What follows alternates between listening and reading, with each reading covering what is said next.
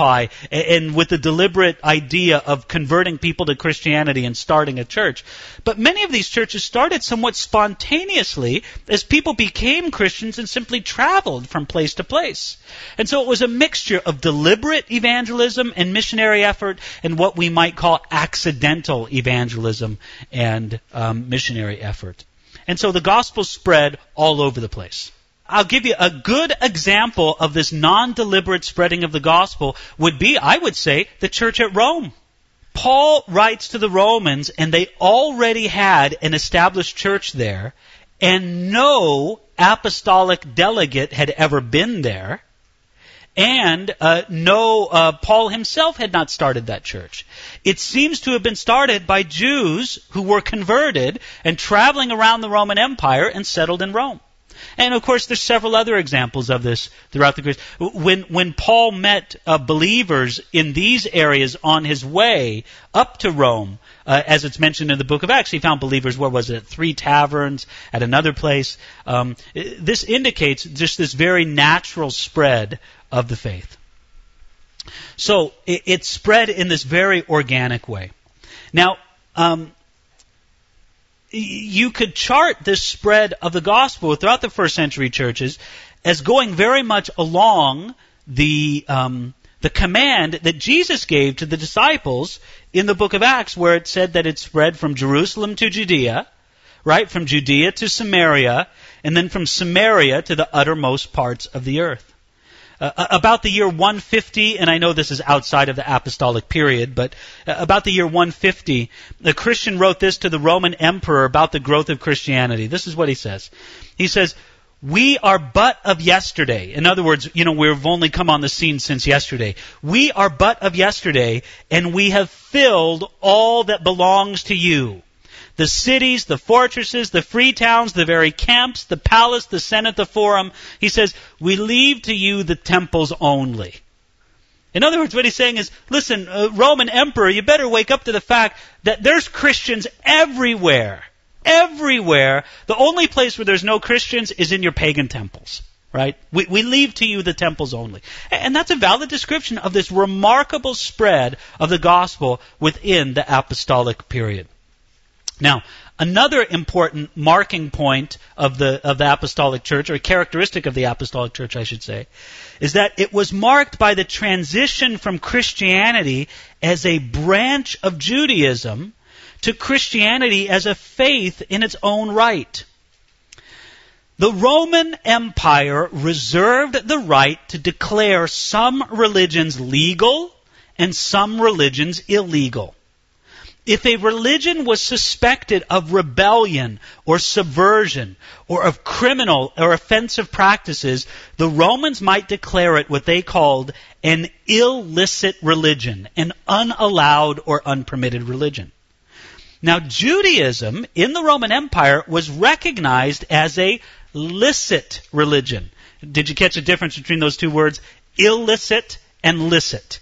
Licit means permitted. Illicit means illegal or unpermitted. Well, Judaism was recognized as a permitted religion, and while Christianity was considered to be a branch of Judaism, it was okay. And you could understand how this would be the perception at the beginning, right? Christianity as being a sect or a group within Judaism. But then, as we know from the book of Acts, the gospel started going to the Gentiles. And it wasn't very long after that there became more Gentile believers than there were Jewish believers within the church. You see, as time went on, Judaism distanced itself from Christianity, and Christianity distanced itself from Judaism. You can say that many of the leading Jews said, listen, those Christians are no part of us. And many Christians had to admit, listen, we're not Jewish. We have a Jewish root, we have a Jewish foundation, but we are a different faith than Judaism. So, as this became more clear over time, Christianity had to have its own status before the Roman Empire, and Christianity was declared an illicit religion, an unpermitted religion. Now, we have to say that for the most part, Jewish people in that time were offended that this group of Christians found legal protection under their umbrella. Just think about this. Think as if you lived in a nation where all cults were outlawed, but Christianity was accepted. And then the Jehovah's Witnesses found legal protection by claiming they were Christians. Many Christians would find that offensive, wouldn't they? Many Christians would go to the government and say, they're not real Christians, they're Jehovah's Witnesses, right? And so it was sort of that same dynamic, of course not along the same analogy, but that same dynamic at work in the early days of apostolic Christianity. And so it was marked by this transition from Christianity as a branch of Judaism to Christianity as a religion in its own right. But then fifth, it was the beginning of state-sponsored persecution. Now I make a big difference here, right? There is a difference between official and unofficial persecution. Every Christian who is a true Christian should, at some time or another, face some kind of unofficial persecution, right? You should face some kind of social ostracism. You should face some kind of rejection for the sake of the gospel. This is just something to be accepted among Christian believers. We find this in the book of Acts all the time. We find the apostles who are harassed by religious officials or angry mobs. But listen, in the book of Acts, are the apostles persecuted by officials of the Roman Empire? Never, right? Instead, oftentimes, Paul found his protection under officials of the Roman Empire.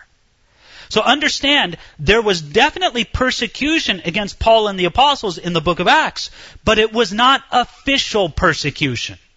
It was unofficial persecution. But in this period of apostolic Christianity, state-sponsored persecution began, and it began in a big way with the burning of Rome. On July 19th, AD 64, fire broke out on the working class section of Rome. For 7 days this fire raged, and it destroyed block after block of crowded tenement housing. Now legend has it that Caesar Nero fiddled while Rome burned, and many people in his own day thought that Nero himself had set the fire. Many modern historians believe that this was Nero's brutal attempt at what we might call urban renewal, because he took much of the area that was burnt over and built upon it for himself. Whether he set the fires or not is a question for historians to debate, but what we do know is that he blamed it on the Christians. Therefore, Nero promised to hunt down and to kill Christians. The Roman historian Cornelius Tacitus, who wrote about the year AD 115, he wrote about Nero's persecution of Christians.